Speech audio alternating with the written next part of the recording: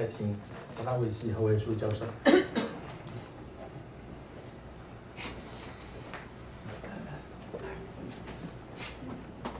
Okay, I'll use English because I'll be linking with 3 of the scientific program speakers to some extent. I first heard about Pauchy at CMU. I think it must have been the first half of 1987 from Infang Li.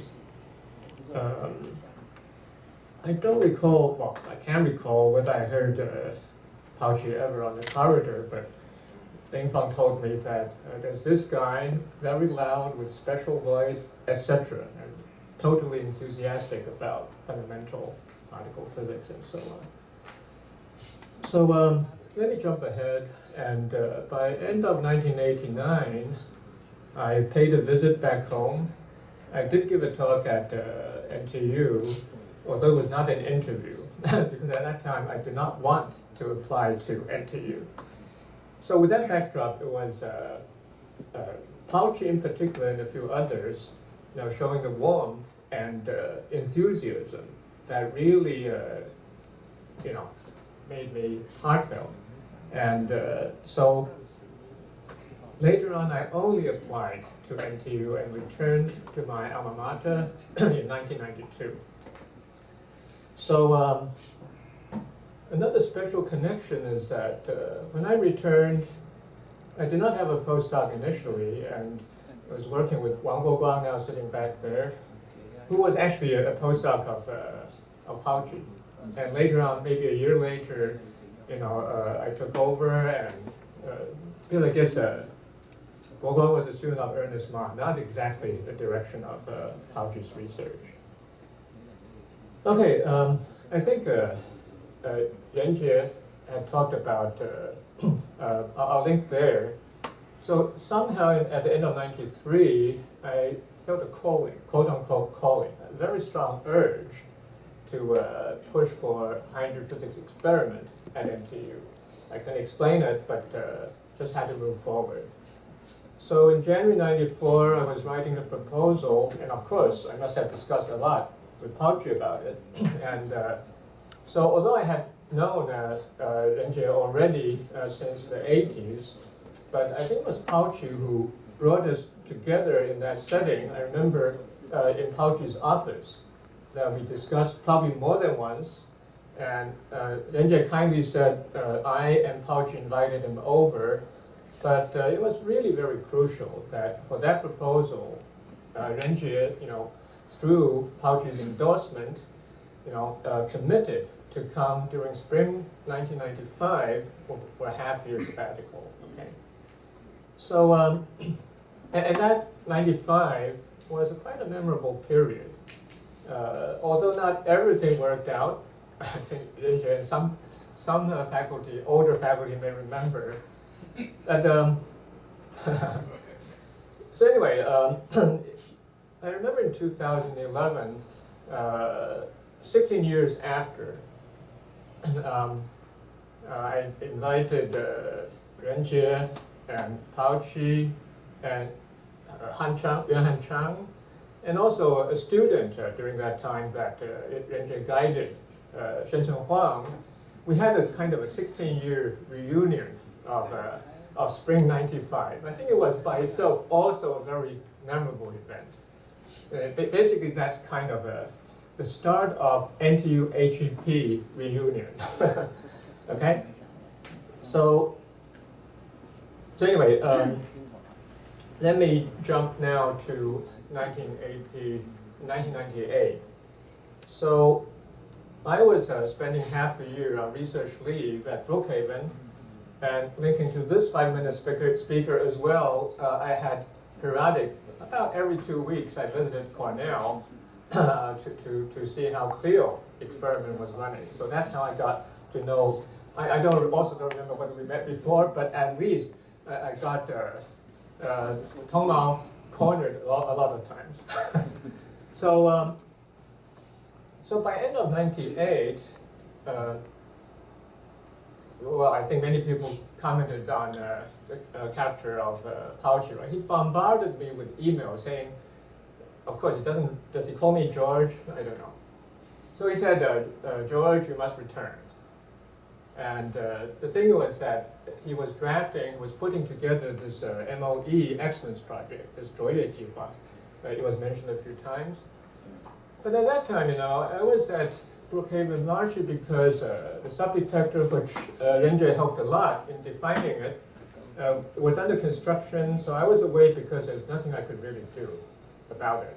I'm not a hands-on hardware person.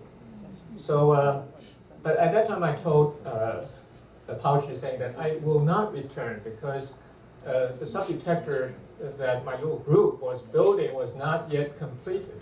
Okay, but at that time I had a few wise men that I approached for advice. Renjie, of course, and I think Bob Shung is sitting back. So, I think there was at least 4 people. And I wrote to them, I don't know, individually or separately, and I said, well, Pauchy is urging me to do this. And I was trying to get an answer from them saying that, oh, George, you're doing the right thing. Except each one of them said, George, thou shall not ignore funding, something like that. So grudgingly, since all the wise men said, you must return. So in January 1999, I did come back to Taipei to write the proposal. So the proposal was very successful. I think Paul Ho also commented on that. So this was the formation of COSPA. And by the way, COSPA is Cosmology and Particle Astrophysics. Strangely enough, I was the particle astrophysics, at least experiment. So Subproject 1 was ASIA, that's Amoeba, originally Fred Lowe, and then later on Paul Ho. And Sub 2, was particle astrophysics, and I was the PI of Subproject 2, and Pauchy himself led Subproject 3, which was theory.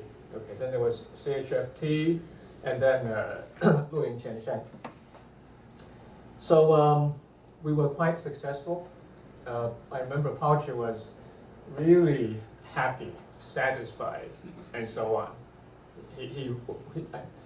Well, I think he got every penny he asked for.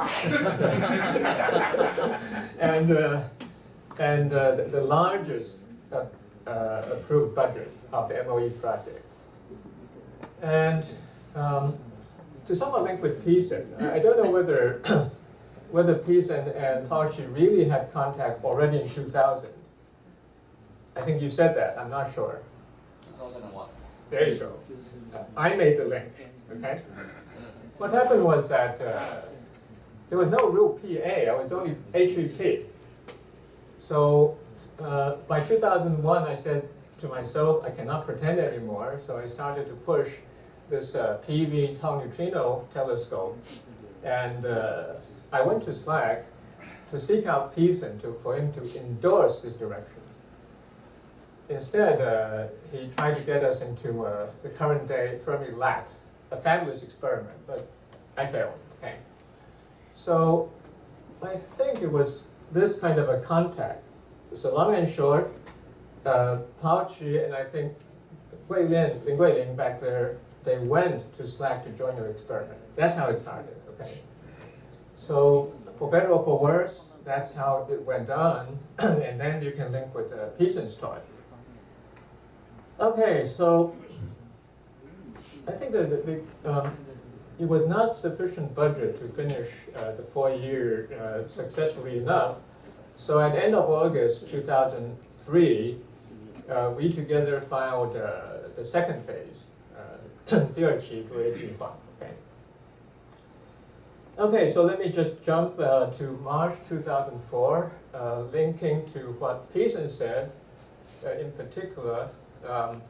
At the end of March 2004,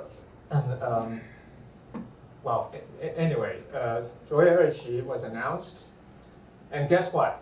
Guess what? Paul, you have to listen to this. Paul, okay, you're prepared?